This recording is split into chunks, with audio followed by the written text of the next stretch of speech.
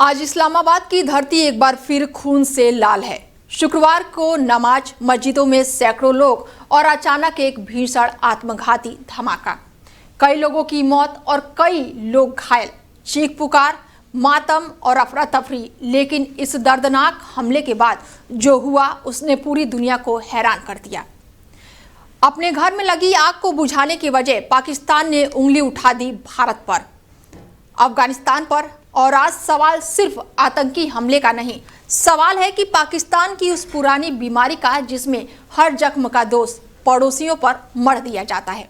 देखिए हमारी ये खास रिपोर्ट। इस्लामाबाद में आत्मघाती धमाका, अपनों की चूक दोष दूसरों पर, पाकिस्तान की सुरक्षा फिर बेनकाब, हमला अपने घर में आरोप भारत पर, पड़ोसियों पर आरोप या आत्ममंथन। इस्लामाबाद की शिया मस्जिद, जुम्मे की नमाज के दौरान सन्नाटा, फिर एक जोरदार धमाका, धुएं का गुबार, चारों तरफ बिखरे जूते, खून से सना फर्श। सुरक्षा गार्डों ने हमलावरों को रोकने की कोशिश की, लेकिन वो नमाजियों के बीच पहुंच चुका था। अस्पतालों में रात भर इमरजेंसी, डॉक्टरों की कमी। यह हमला सिर्फ लोगों पर नहीं था, ये हमला पाकिस्तान की सुरक्षा व्यवस्था पर था। हमले के कुछ ही घंटों बाद पाकिस्तान के रक्षा मंत्री कैमरे पर आते हैं और बिना किसी जांच, बिना किसी सबूत भारत और अफगानिस्तान पर आरोप मढ़ दिए। ये वही पाकिस्तान है जो हर धमाके के बाद एक ही स्क्रिप्ट पढ़ता है, हम नहीं कोई और जिम्मेदार है। भारत ने इस हमले की कड़ी निंदा की है, मासूम नागरिकों की मौत पर संवेदना जताई है, लेकिन आरोपों पर जवाब सीधा और दो टूक। विदेश मंत्रालय ने साफ कहा है कि पाकिस्तान अपने सामाजिक ढांचों को अंदर से खोखला करने वाली समस्याओं से भाग रहा है और भारत पर आरोप उतना ही निराधार है जितना निरर्थक। भारत ने यह भी स्पष्ट किया है कि किसी भी तरह के प्रोपेगेंडा को पूरी तरह से हम खारिज करते हैं। पाकिस्तान को इस बार काबुल से भी करारा जवाब मिला है। तालिबान सरकार ने कहा है कि पाकिस्तान बिना जांच, बिना सबूत हर बार आरोप लगाता है।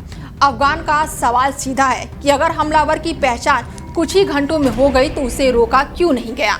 ये बयान पाकिस्तान की सुरक्षा नाकामी पर सीधा तमाचा है। दशकों तक पाकिस्तान ने आतंकवाद के सांपों को दूध पिलाया, ये सोचकर कि ये सिर्फ दूसरों को डसेंगे, लेकिन आज वही सांप अपने ही आस्तीन में पल रहे हैं। मस्जिद में बहा खून उसी नीति का नतीजा है जहां धर्म और आतंक को राजनीति का हथियार बनाया गया। आज पाकिस्तान की सड़कों पर गुस्सा है, सवाल है। परिजन पूछ रहे हैं कि सुरक्षा क्यों नाकाम रही। महंगाई, बेरोजगारी, आंतरिक संघर्ष और कट्टरपंथ, इन सवालों का जवाब देने के बजाय सरकार भारत कार्ड खेल रही है, लेकिन जनता अब इस खेल को समझ चुकी है। विशेषज्ञ मानते हैं कि पड़ोसियों पर आरोप लगाने की ये रणनीति अब अंतर्राष्ट्रीय मंच पर बिल्कुल बेअसर हो चुकी है।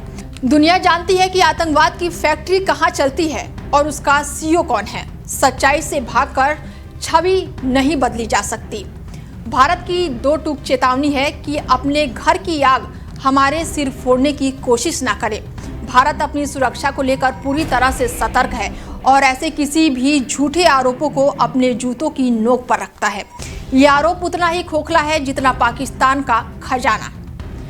इस्लामाबाद ब्लास्ट सिर्फ एक आतंकी हमला नहीं, ये आईना है पाकिस्तान की आत्मघाती नीति का। जब तक आतंक के साथ समझौता रहेगा तब तक ऐसे धमाके थमने वाले नहीं हैं। इस्लामाबाद की मस्जिद में गिरी लाशें एक सवाल छोड़ गई है कि कब तक पाकिस्तान अपने ही पैदा किए राक्षसों से आंखें चुराता रहेगा।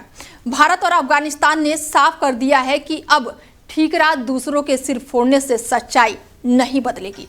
फिलहाल इस खास पेशकश में मेरे साथ इतना ही। बने रहिए आप हमारे साथ और देखते रहिए डेली 24 भारत। नमस्कार।